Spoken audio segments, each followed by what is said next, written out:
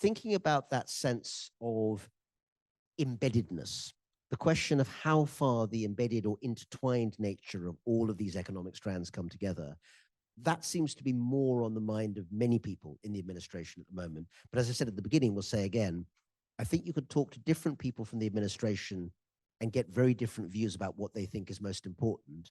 And I think it's not yet clear where the administration as a whole, which means really the president, actually ends up with that level of high quality manufacture through a very complex supply chain. Hi, everyone. Thank you for joining us. So 2 weeks ago today, the presidents of the United States and China met in South Korea. Progress? Maybe. Game changer? Maybe. So today we are still asking where the essential US-China relationship stands. Are we in a Cold War or a competition or both? And how about cooperation in critical issues facing both countries, such as AI? Welcome to tonight's Great Decisions program on US-China relations, featuring Dr. Rana Mitter. I'm Sarah Sibley, and it's wonderful to be with you here in the Nonprofit Center. It is my pleasure to introduce our speaker.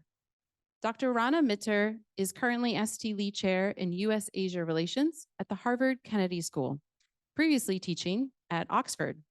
He is the author of several books, and his writing on contemporary China has appeared recently in Foreign Affairs, the Harvard Business Review, The Spectator, The Critic, and The Guardian. He has commented regularly on China in media and forums around the world, including the World Economic Forum at Davos.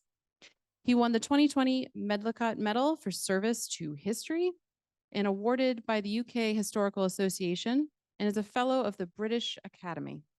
And so with that, we will turn it over to you, Dr. Rana Mitter.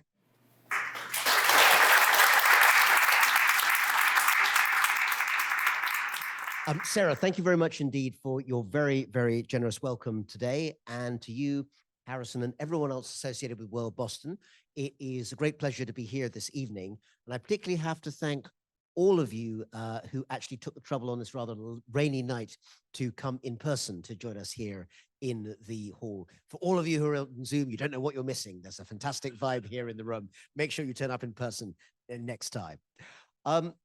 It's a particular pleasure to be able to come and join you here at a time, as Sarah mentioned, that probably the single most important bilateral relationship in the world, that between the United States and China, is in a period of deep and in some ways unpredictable flux and change. The one thing I can't do for you tonight, at least I don't think I can, maybe someone in the audience can, is to tell you what the current policy of the United States is towards China. I can certainly tell you what some of the policies are in the plural, but I warn you that my own conversations, which have taken place here in Boston, in Washington, D.C., in Beijing, and a variety of other places recently, have revealed that it is still, it appears, very much a work in progress, which doesn't mean that there aren't interesting directions and trends that we should absolutely keep in mind when trying to work out where things are going to do. And in the next, well, I think at his last party Congress, Xi Jinping spoke for 3.5 hours. So I'm allowed at least 2.5, Sarah, is that right? Or maybe I'll confine myself to about 20 minutes on this occasion. But I'll give some highlights in terms of where I think some of the interesting trends in the US-China relationship have been going and are going. I want to cover a variety of different areas. Of course, issues like tariffs and trade, which of course are hugely in the headlines at the moment, but some issues of language and ideology and worldview, which I think sometimes get understressed when people look at more concrete issues such as trade figures or indeed military issues as well.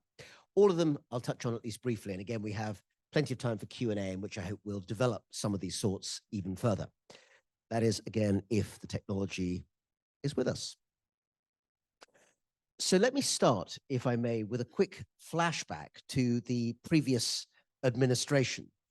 It may seem a very long time ago now, but less than a year ago, Joe Biden was still president of this country, and the Secretary of State was Tony Blinken, who you see there in the on the screen there. In case you have any doubts, Tony Blinken is the one on the left in the bottom picture there.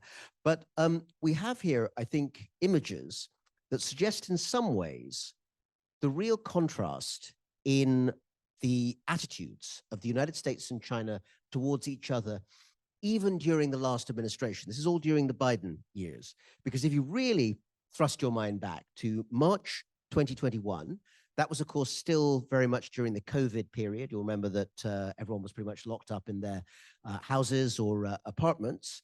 But one area where at least people were allowed out briefly was for a summit in Anchorage, Alaska, between China and the United States. And if you look at the kind of, it's not even body language, it's more sort of furniture language, you might say, that took place about, what is it now, 4.5 years ago, March 2021. So on one side, you have the American delegation. On the other side, you have the Chinese delegation. They're opposite each other. It's all very formalized. They're wearing masks, of course, which reminds you that it was COVID time. And I can say that that separation between the two tables very much marked the tenor and tone of the, I was going to say dialogue. It wasn't really a dialogue. It was two monologues. The Americans made their case. The Chinese made their case. Both sides made them in pretty robust language. But the basic bottom line, I'm caricaturing slightly, but only slightly, was the United States said to China that everything is your fault. And China said to the United States, everything is your fault. And then they all flew home still wearing their masks. It was not considered, I think, to be a terribly productive summit on either side, but it was only a couple of months into the Biden administration's time in office. And it must be said that the relationship actually developed in a much deeper and more important way, having in between achieved some pretty low troughs. Again, without going into huge details of the history of the whole thing, those who think back to 2 or 3 years ago will remember that one attempted US-China summit was, I was going to say torpedoed. That's the wrong metaphor to use. Ballooned, I think, is the right one, by the appearance of a balloon floating across, I think Montana is where, the skies above Montana was where it was first spotted. Montana, I know famously, is big sky country. I don't think they have yet changed the license plates to big sky with a very large Chinese balloon suddenly appearing country. But that was, in fact, I think, what happened in the early part of 2023. This was following actually a few months before on the visit of US House Speaker Nancy Pelosi to Taiwan, another incident which again really raised the temperature in Beijing and meant that relations between the US and China during that year or so looked very fraught in many ways. So actually both sides, but certainly the United States, did a huge amount in that year that followed, 2023, to try and lower the temperature and bring a serious dialogue back onto the table. It culminated actually at the end of the year, November, I think, 2023, with the meeting between Xi Jinping and Joe Biden at the APEC summit that year. But prior to that, there were a whole variety of important visits by US cabinet members to Beijing, including Gina Raimondo, who was then the Commerce Secretary, and notably Tony Blinken. And the picture there, I think, is nicely symbolic, since the picture of him shaking hands with then Foreign Minister Qin Gang is in stark contrast to the separation of the two tables in some ways at the top. And I think that shows the way which by the end of the Biden administration, just a few months ago, although the relationship between the US and China was by no means resolved in terms of the problems, it isn't then, it isn't now, and it probably won't be for a very long time, lots of specific issues were dealt with in a pretty mature and sensible way on both sides. And I'll give you a specific example by talking about the reopening of military to military direct contacts. When you have two armies, two armed forces of the size that both the US and China have in the Pacific, the knowledge that you can at least get some kind of direct contact in an emergency between the two sides is actually a very, very important element. And that had basically faded in the previous years. And that set of meetings between the Chinese and the US during the last Biden period picked that possibility up, or not possibility, that picked that agreement up again in terms of the dialogue between the two sides. So there were real concrete improvements after a pretty dire couple of years when the relationship looked very ropey in various ways. But that was then. And we're now in a new administration in the US with a lot of assumptions that are very different from those of the Biden administration, and some others, which perhaps surprisingly are not all that different. So, to give ourselves a little bit of background in terms of where this goes next, let's take a moment to talk about the issue which I think right now is probably the single most prominent one in terms of the US-China relationship, and that's trade. And I say that because, of course, trade was and has been important for a very long time in the US-China relationship. But much of the discussion during the Biden years was around issues which, again, we'll come back to, including technology exports and the calibration of what should be the right policy about what could be exported to China on the tech front and what could not. Those arguments haven't gone away, although they, again, have changed quite significantly in the last few weeks and months.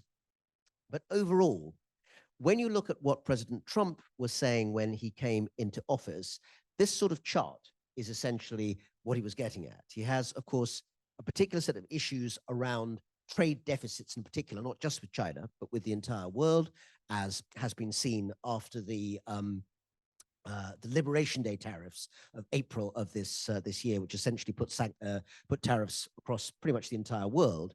But China, of course, in particular, was given a whole variety of three-figure tariffs. I think numbers like 145% were very much on the agenda at that time. And this particular chart is the kind of thing that was being put up by not this one specifically, but this sort of chart by the White House to try and explain why they were going for this kind of big bazooka type tariff policy. And you will see that it is broadly true on these figures that you have imports and exports in which the trade deficit is very much on the US side fairly consistently across all of that decade from 2013 to 2023. There's a separate argument, we could have it later on, about whether trade deficits are in and of themselves a sign of an unhealthy economy. I would say that it's not necessarily the case. I think most economists would argue that you have to take the deficits in context, but there is no doubt that certainly the current White House considers that trade deficits are a bad thing with I was going to say a capital B and a capital T, but I think actually the president's tweeting usually puts the whole thing in capitals with probably 3 exclamation marks or maybe 4 afterwards as well. So they're a really bad thing in that case. And China is seen as the key offender in terms of exporting huge amounts and importing, as he and indeed much of the rest of the world, including the European Union, would see it, relatively little in comparison. We'll get back to trade because we can't really avoid it. But before we get there, I think it's worth thinking a bit about the context of some of the ways in which the dialogue, often frankly a dialogue of the those who are unwilling to hear, between the US and China has changed in the last few years. And again, here I'm going to start again with the Biden administration, but segue into the Trump administration. So a statement that we have from Tony Blinken when he was Secretary of State just a couple of years ago gives some idea, I think, of the way in which by the time we get to the Biden administration, China was seen or is seen as an existential challenge for the United States. So this this quotation here, it's not the only one, but it's a fairly typical, useful one. The scale and the scope of the challenge posed by the People's Republic of China will test American diplomacy like nothing we've seen before. And indeed, that argument in a term that's used by an awful lot of Washington analysts about China, that China should be seen at the very least as what's called a peer competitor, is very much, I think, the mindset that you see across the political parties and across the branches of government in terms of understanding what the challenge from China actually is. And I then have segued that down with the second quote, which came from the new Secretary of State, Marco Rubio. Now, I pointed out that when he made this statement, he was getting confirmed by the Senate Foreign Relations Committee. That was back in January of this year, so he was the Secretary Designate rather than the actual Secretary of State. But of course, he made it through the hearings. One of the very few confirmations, I think, that wasn't all that contested or controversial. And so Marco Rubio said, if we, meaning the United States, don't change course, we're going to live in a world where much of what matters to us on a daily basis, from our security to our health, will be dependent on whether the Chinese allow us to have it or not. And although I haven't gone back to Secretary, I haven't gone to Secretary Rubio to check with him. Somehow he's not returning my calls.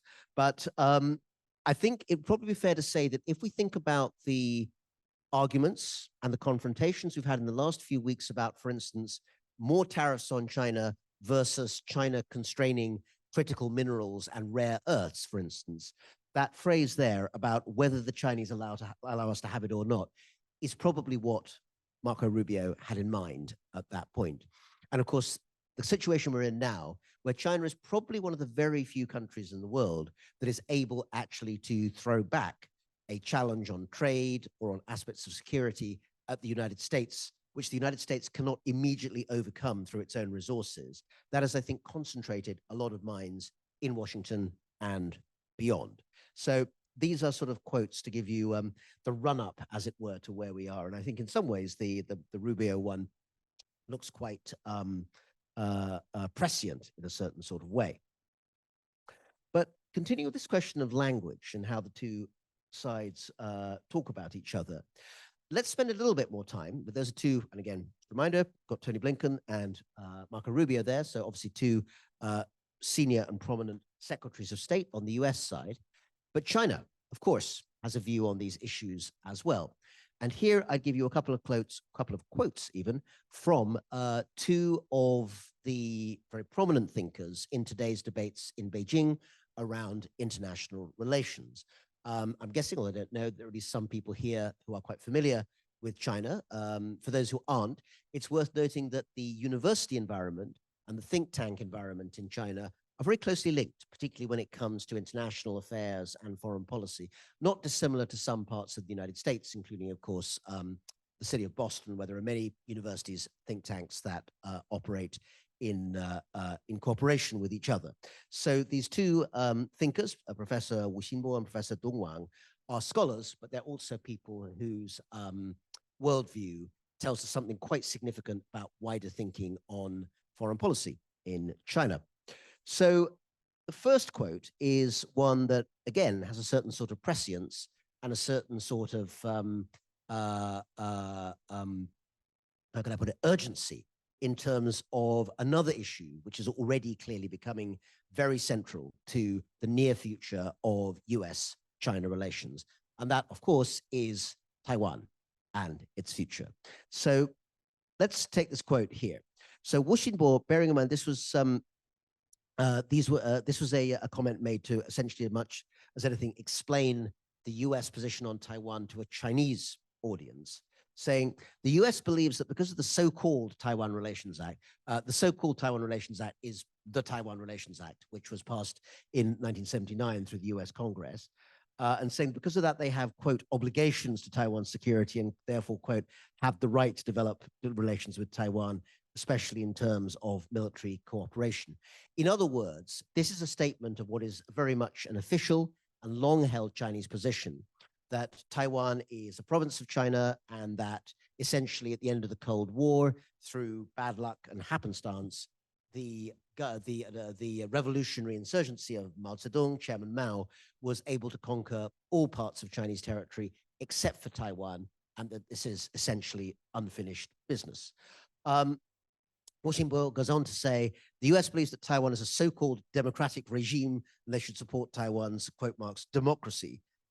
So this is something, again, that is not really accepted as a point of discussion in the Chinese think tank environment, because, of course, Taiwan's status as currently a sort of multi-party democracy with a civil society, but a non-recognized state at the UN, gives it a very, very unusual, anomalous status in global politics. And from previous administrations in the US, maybe this one is different, but previous administrations, including the first Trump administration, did push back very hard on the idea that Taiwan's autonomy as a democratic state was important. China pushed back very strongly and said they purely regarded Taiwan, as they do now, as a domestic matter, and the nature of Taiwan's domestic government is of no relevance from their point of view. So two really irreconcilable views in that formulation. And I use that to then contrast with the bottom statement that we have from Professor Dong Wang of Professor Dong Wang of Peking University. And again, one of the younger generation, very original and widely known scholars of international relations in China. And also, if I remember correctly, this is being recorded, so check on this, but I think educated in the United States for his PhD as well. And he's taking a very different view, at least in terms of tone. So Dong Wang is saying, this is from an article of his, I think, in Foreign Affairs. A new engagement consensus would require both Washington and Beijing to abandon a zero-sum mentality and instead conceive of power as a positive-sum game. As the political scientist Joseph Nye notes, and many of you will know that Joe Nye was for many years a great figure at the Harvard Kennedy School and sadly passed away just a little earlier this year. He said, as the political scientist Joseph Nye notes, thinking in positive-sum terms means not thinking of one's power over others, but thinking in terms of power shared with others to accomplish joint goals. Well, that's a bit more abstract than Wu Xinbo's statement about Taiwan, but it's a different way of phrasing some of these questions about how the US-China relationship might actually operate in practice. Of course, question that comes is to which of these really represents meaningfully the direction of travel of Chinese foreign policy as related to the United States. And that's something that, of course, will be worked out and thrashed out in the real world and in real time in the next few weeks, months, and indeed years. That dialogue, competition, conflict, whatever it may come to, will take place in the context of a variety of the major issues that shape US-China relations. And for the moment, it's not entirely clear which of these will be the most important. So let me give you a selection and see how many of them actually turn out to be of central importance. So first of all, I would say I'm putting at the top there, going back to the trade issue. One of the things that was already becoming immensely important as an issue of contention during the Biden years, and has continued to be very important for the second Trump administration, is supply chains. And the way in which China is very, very firmly embedded into the vast majority of the aspects of the global economy as a whole. If you are manufacturing and selling smartphones, you have supply chains in China.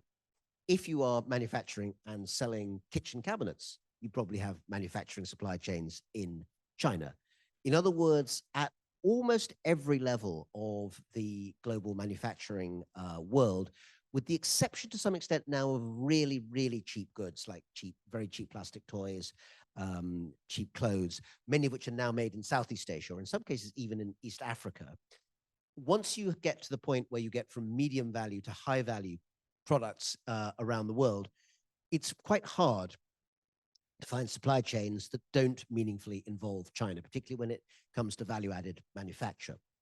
So that reality has then underpinned a huge debate that's happened, again, not just in America, but in Europe and elsewhere, about decoupling and whether it is possible, because of the security issues that come to haunt the relationship with China, that you can actually remove yourself meaningfully from those supply chains. And a few years ago, two academics wrote a widely circulated essay in the academic world titled Weaponized Interdependence, which again phrases, I think, rather nicely, nice perhaps isn't the right word, but very effectively, the problem that the modern world has that didn't exist in the old Cold War.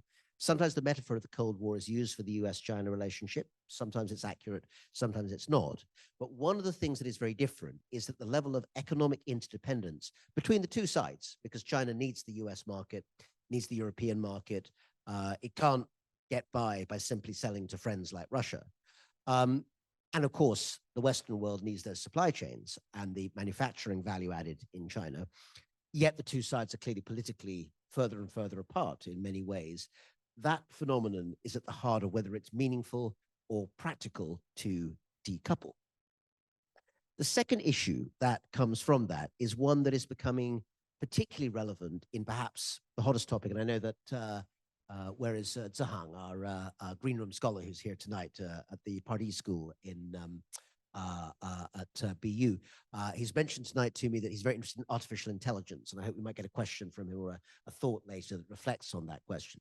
But certainly, AI is absolutely at the heart of all economic, geopolitical decisions that are being made in China at the moment, just as it seems to be more and more here in the United States and elsewhere. And the capacity of China clearly to produce highly innovative LLMs, large language models, and other aspects of AI productivity, including going for a very, very wide scale, top-down directed commitment to open source AI, which is different again from what you've seen with a lot of the developments in the United States. Not saying that one or the other is better or worse, not least because my knowledge of AI is about the same knowledge of as my knowledge of subjects such as leprechauns, but at the same time, perhaps a bit more than that, but not much more. But certainly the knowledge that there is a divergence, at least in terms of the two biggest AI ecologies in the world, China and the US, emerging again month by month, let alone year by year, means that the question of talent, where you are going to find the best engineers and scientists who will underpin the developments in that AI revolution, where the intellectual property is generated and where it is restricted, these are now very, very urgent questions. They were already urgent in the previous phase of technological development between China and the Western world, particularly the US. They are now questions of extreme urgency. The third structural issue, if I want to put it that way, is about energy. And the question of whether or not energy and its supply is an issue of crisis in particular referring, of course, to climate. And I speak in the week that there's just been I think, frankly, not very successful COP meeting in Brazil, which most of the major climate change gas generators were not actually present or present but made few contributions, versus the question of whether a green energy economy is really feasible. And it is no secret that China is now dominant in at least one important area of that green tech energy-based economy, which is solar panels, very, very significantly, if not dominant, at least a major presence in wind turbines, also very big in nuclear. In other words, China has been really putting a lot of investments and ownership into green tech. The United States started in that direction, again, under the previous administration. This is something that's now quite different and has moved now towards abandoning that particular direction of travel, at least in terms of subsidies and development, and instead is pushing down hard on indigenous North American production of fossil fuels, which will then be exported, LNG and so forth, around the world. So there's a real divergence in terms of that energy message. But again, the reason or a reason that it becomes so urgent is linked to the second structural point. In a world where you are really pushing in hard on AI, you need tremendous amounts of energy generation. Right now, China thinks, maybe rightly, maybe not, that its combination of renewable and non-renewable energy is going to be sufficient for the data farms and the sheer generation capacity that will be needed to keep China's next phase of economic development growing, or at least that's the bet that China is making. The United States is making a similar bet, but as a whole, it's making it based essentially on fossil fuels. And fourth, and not irrelevant, the question of investment and FDI, foreign direct investment, has become a very potent one at the moment. China, at the moment, has significant amounts of capital that needs reallocation, partly because much of where the capital was reallocated in the 2010s during the aftermath of the great financial crisis has essentially exhausted capacity in China itself. China now has, Beijing has 2 airports, doesn't need a third. There are huge numbers of apartment blocks newly built around China, which created employment. But its demographic crisis, the fact that China is slowly but surely getting older, means that there are not going to be needed huge numbers of new apartments to house young families in the near future.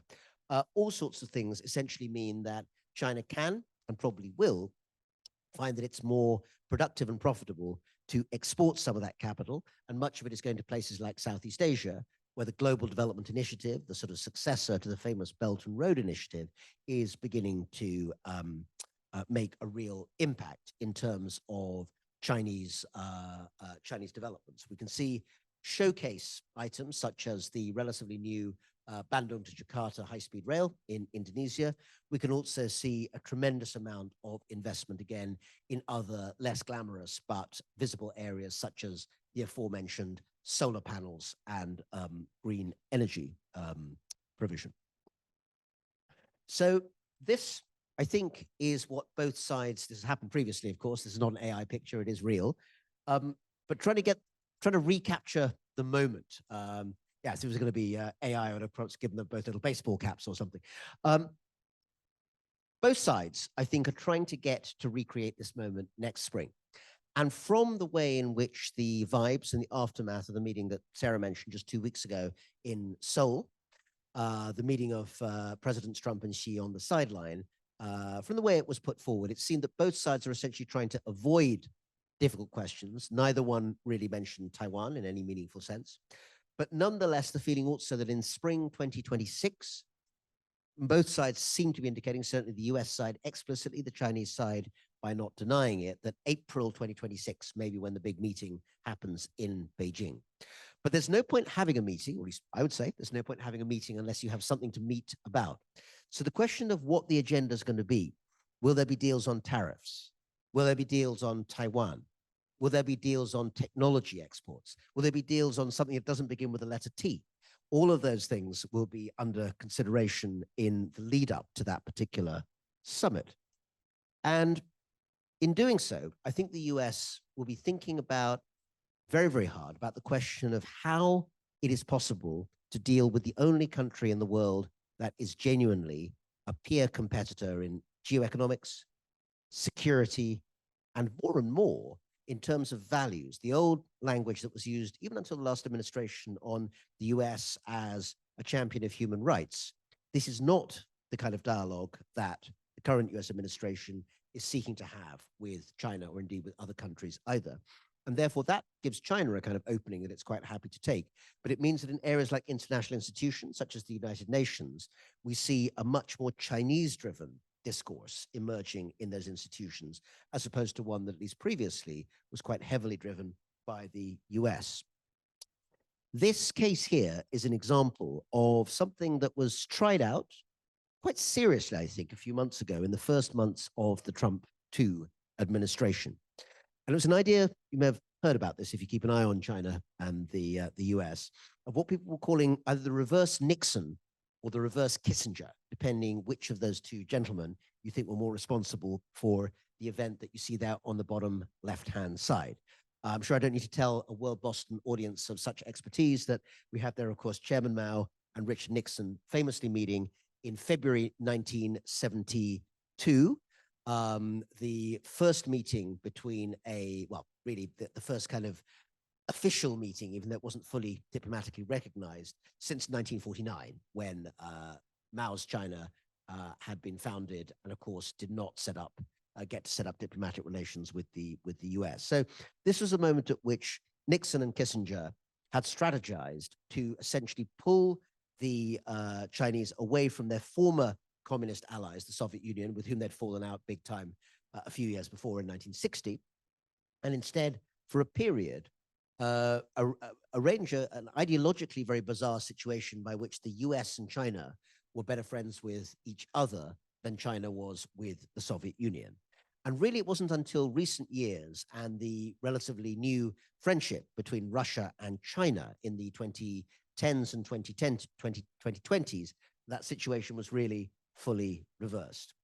So some people, particularly in the Trump foreign policy world, had put forward the idea that maybe the reverse could be done. I think actually amongst others, at some point, Marco Rubio, of course, was confirmed as Secretary of State and was thinking about these things, had said quite early in the year that he thought that maybe the reverse tactic could be used to get Russia to separate off from China, instead become close to the United States. They'd have to do a deal on Ukraine and other issues, but this would then isolate China from its Russian ally.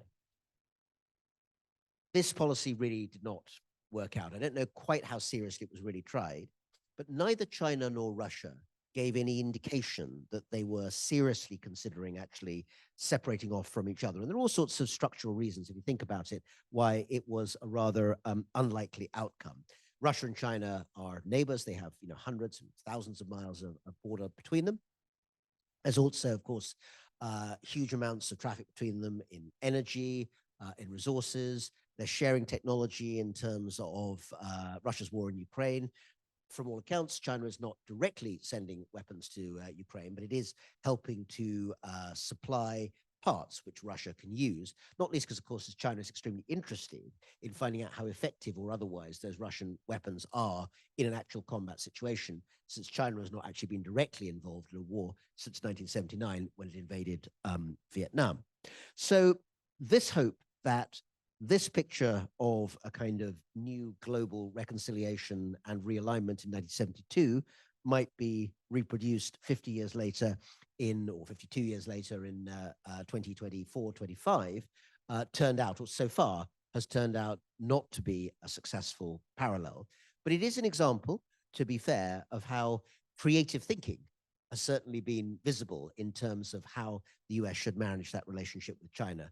I will say, though, I think this reverse Nixon idea is not really part of the current toolkit in any way in terms of planning for what will happen next year.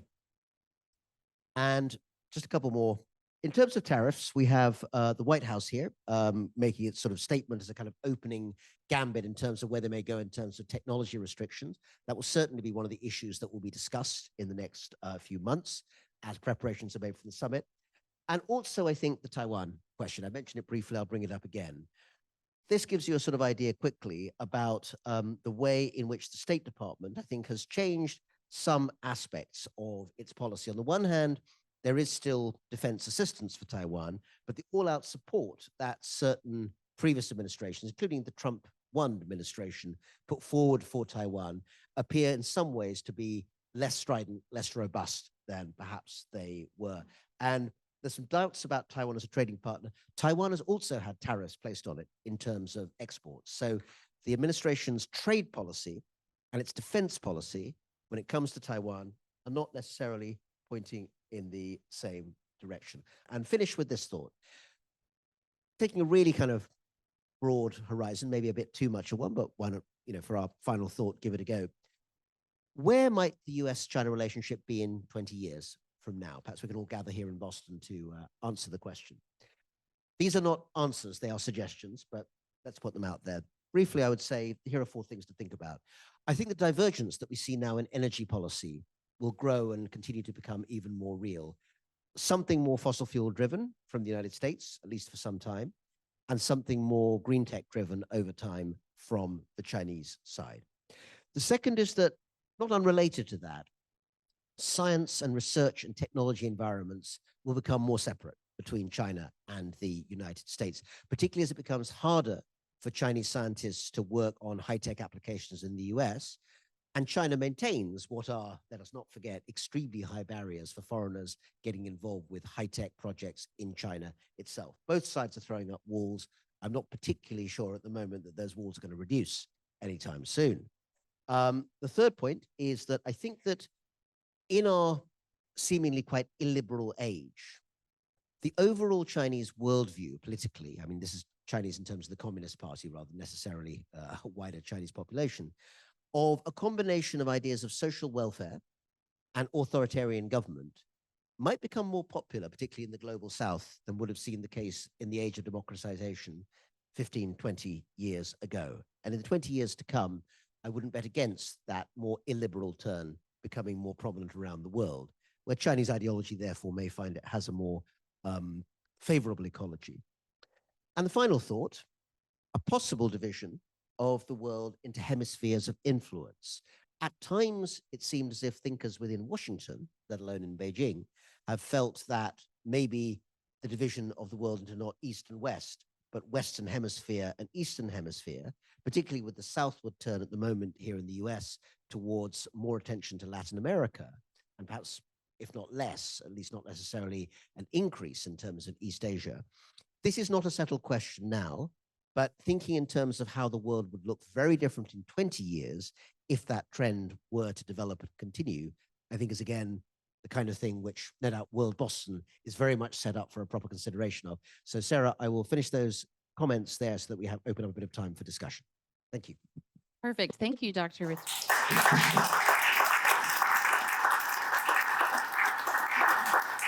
We'll transition very quickly to questions, Can I do 2 questions? as long as there's a question mark and they're Okay, quick. all right. So did I see that you stated that there probably or maybe a change in trade policy with Taiwan? And how does Taiwan semiconductors fit into that? The demand for Taiwan semiconductors is high. There is already. Should I go ahead? Yeah. So there is already a change in trade policy for Taiwan. Taiwan has already had tariffs imposed on it, as indeed have most places around the world. I get confused by all the tariffs popping. You're not the only one, I think. I think most of the trade negotiators around the world are in a constant sort of fever of air miles, trying to work out what they can do next. So the point being that Taiwan's trade status with the United States has already changed. You're quite right to bring up the question of TSMC, the Taiwan Semiconductor Manufacturing Company. The tariffs have holes in them. Where it is regarded as advantageous to the United States, tariffs can be relieved. So, for instance, Canada, another well-known kind of target, as it were, of tariffs, has had tariffs placed on an awful lot of goods, but ones that are considered, I think it's particularly in the, I'm not going to do this, but I think there are some of the kind of raw minerals have not had full tariffs placed upon them, partly because they fall under the rewritten North American Free NAMISCA, whatever it's called, the North American Free Trade Agreement, but also because in some areas the cost involved to US manufacturers and therefore consumers will be too high. So the point is that the tariffs were not placed there in negotiation with Taiwan, as with other places around the world. They were imposed and then discussed, as it were, afterwards. Okay. Second question was, you talk about 2 spheres of influence. Yeah. U.S., Western Hemisphere, Eastern Hemisphere. Sure.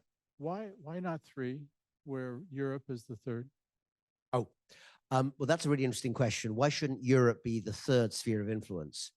In some ways, it might be, and to some extent already is. To explain what I mean by that, I'll give you a little rhyme that trade negotiators, again, quite often use, which they say, and I have to say that I don't think this is entirely accurate, but it's quite snappy. America innovates, China imitates, and Brussels regulates. Now, first of all, this is unfair to Chinese innovation, which actually, it is true, a generation or 2 ago, that a lot of Chinese tech was basically Western technology readapted either with or without permission. That's not true now. Companies in China that operate at the cutting edge of tech, Tencent, Huawei, ZTE, are putting huge amounts of money into indigenous development.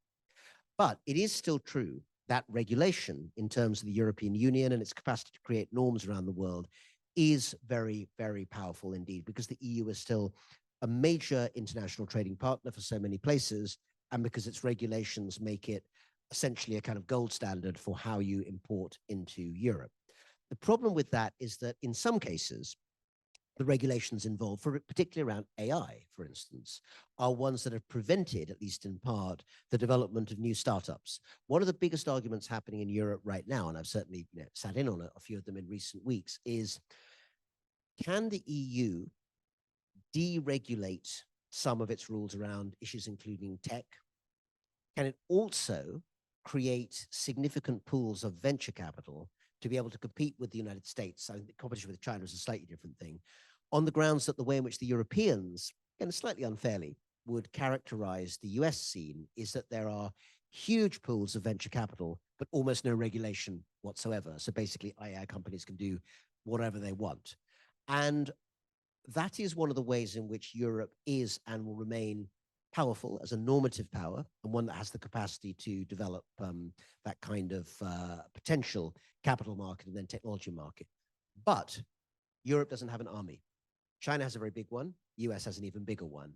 Europe is currently thinking very, very hard and with a certain level of urgency about how it's going to rearm itself in the face of the Russian threat. Whether the Russian threat is real in terms of whether Russia really would breach NATO boundaries or not is not yet clear. But in a world where there are drones above airports in Denmark and Brussels, and the drones may be amateurs who are flying kind of kites over a weekend, but most people don't think that's the case. Europe still has a huge dilemma around security, and in that urgent situation, I don't think many people in Europe would have much appetite at the moment for essentially creating an alternative kind of sphere of power in the way that the United States and China might think of doing. Thank you, Rana. Okay. Yeah. Hi. My question is about AI. So I was just curious, like you said in the last slide that like there could be bifurcation of spheres of influence, but I think I there didn't also. say there would be. I said there might Oh, yeah, there might I be. said Yeah, these I'm are not all. saying there. I cannot give you any guarantee about what will happen in 20 years or indeed in 20 minutes. Yeah, sorry about that. About AI policy, because like if you look at like DeepSeek earlier this year, Yeah. there's gonna be competition between the U.S. and China in terms of developing AI and chips and whatnot. Yeah. And if one side like takes the lead, the other side's gonna work really hard. Yeah. So the word catch up is a really useful one to have in that situation. Let me put a thought, which on the one hand I think is helpful. On the other hand, I will freely admit that I've just stolen it, but I'll still steal with that with attribution from a really interesting dialogue in today's Financial Times, where I think John Thornhill and Ellie Olcott, who are there, innovation and I think China tech correspondents respectively, have a really detailed and important discussion. And they point out, one of them points out, maybe both of them point out, that it's only a competition if you think that both China and the US are looking for the same thing. And in many areas, they really aren't. China is primarily looking at AI as a means of making its ecology more effective and efficient. That could be its retail ecology. Alibaba is one of the biggest sponsors and developers of AI in China today. And in terms of the kind of advanced nature of the retail environment, how many people here have been in China recently within the last year or two, something like that? Okay. Any other people with the hands up? Did you manage to get around without a phone? I mean, it's impossible, isn't it? So one of the ways in which the sort of total integration of technology, retail, messaging, banking, etc., through one set of apps has really been rocket boosted by further AI development. It's also true in the security environment. Basically, there's no division between civil and military use in China.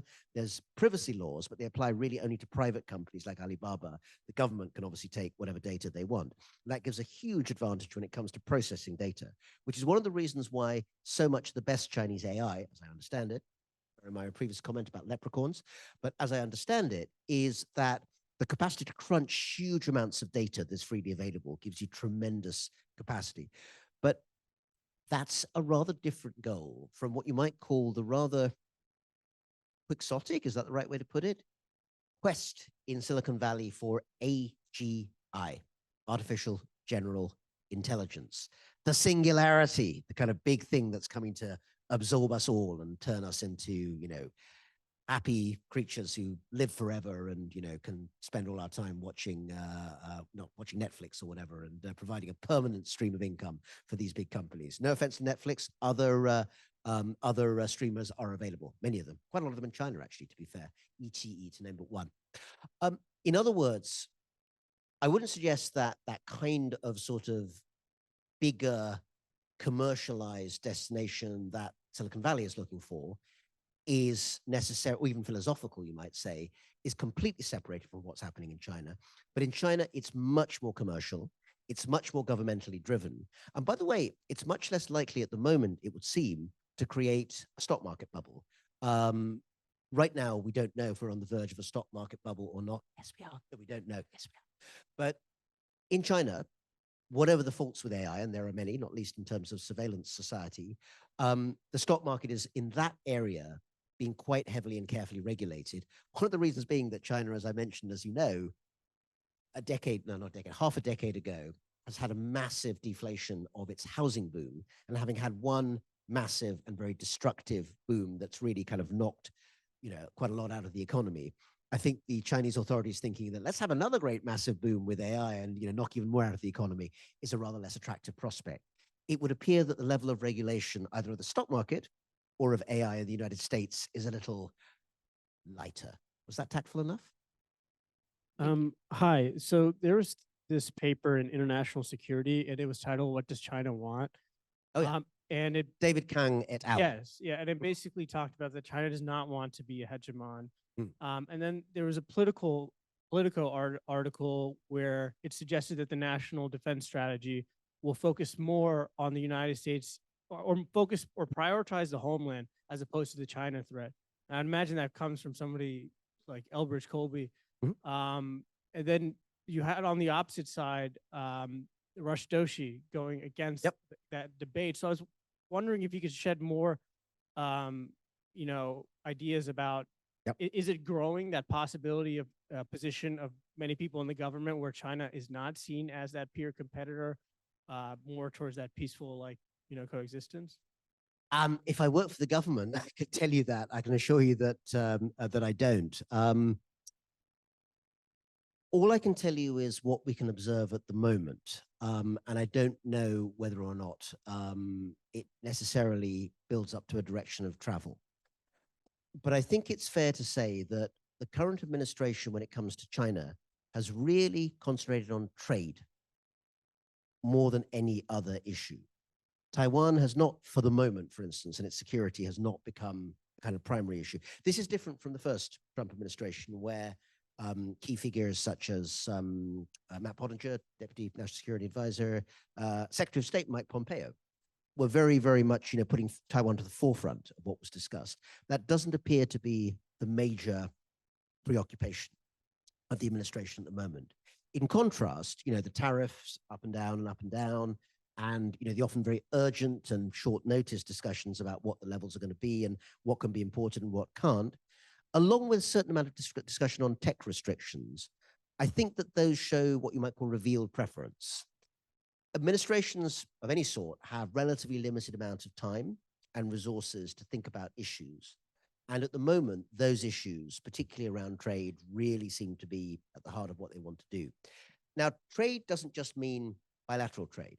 I think one of the things that you see more and more signs of in the last few months is the slow but steady pressure on traditional American allies and partners to also move away from their trade relations with China. And I wouldn't be surprised to see more pressure, say, on Europe to try and separate themselves from those relationships.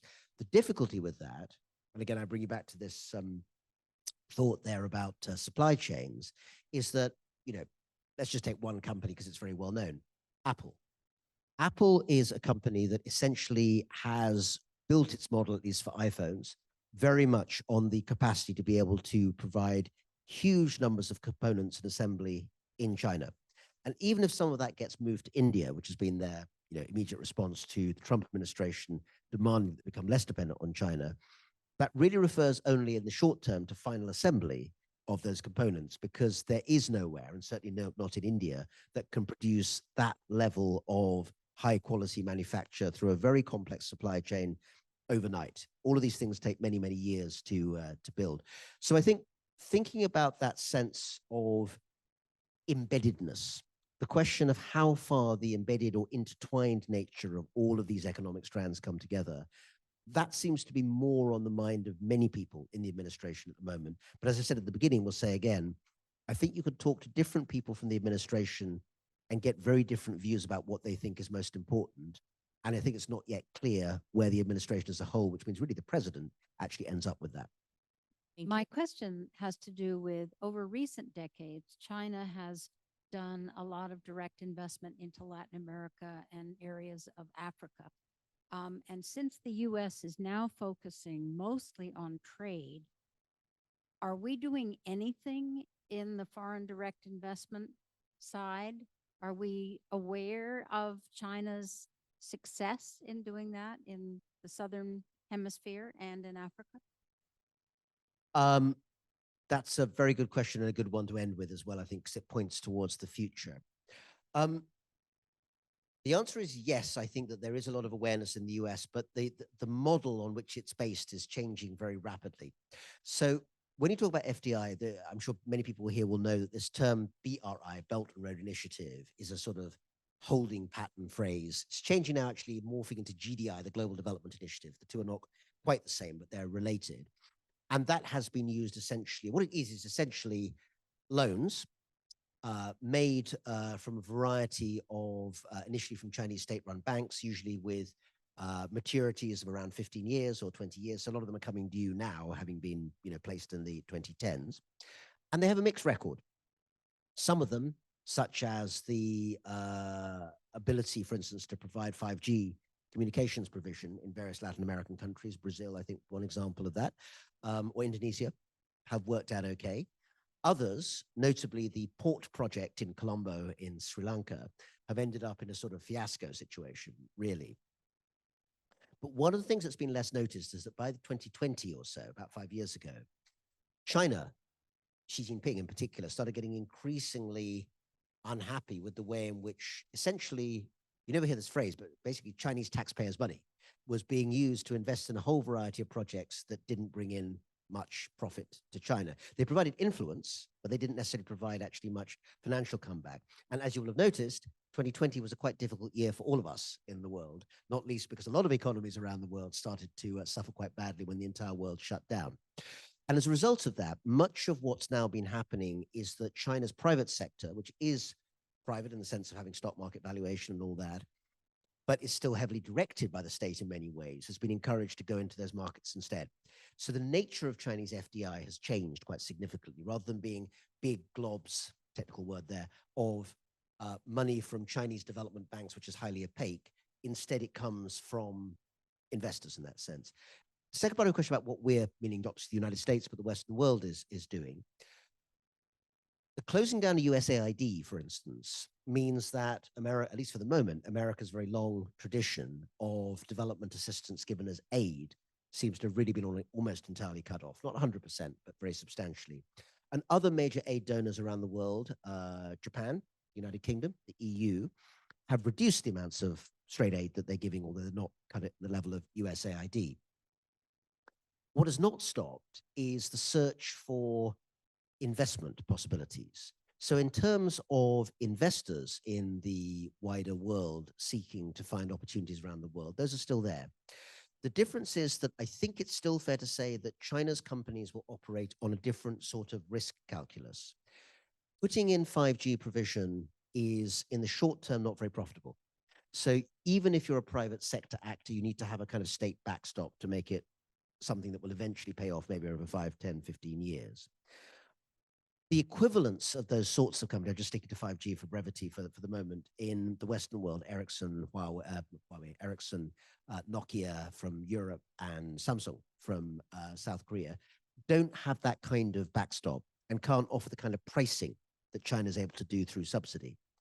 Now, you can then have a long argument about whether or not subsidy is fair or not. The WTO says it's not. The WTO is also in collapse at the moment. But even in the world of private sector investment, there are different worldviews in different parts of the world. And the Chinese one, even though it's more private sector driven, is still going to be pushed in the direction of long-term investment and possibly taking short-term losses. And that is just harder for Western companies to do. Thank you. Another round of applause, please, for Dr. Rana Mitter.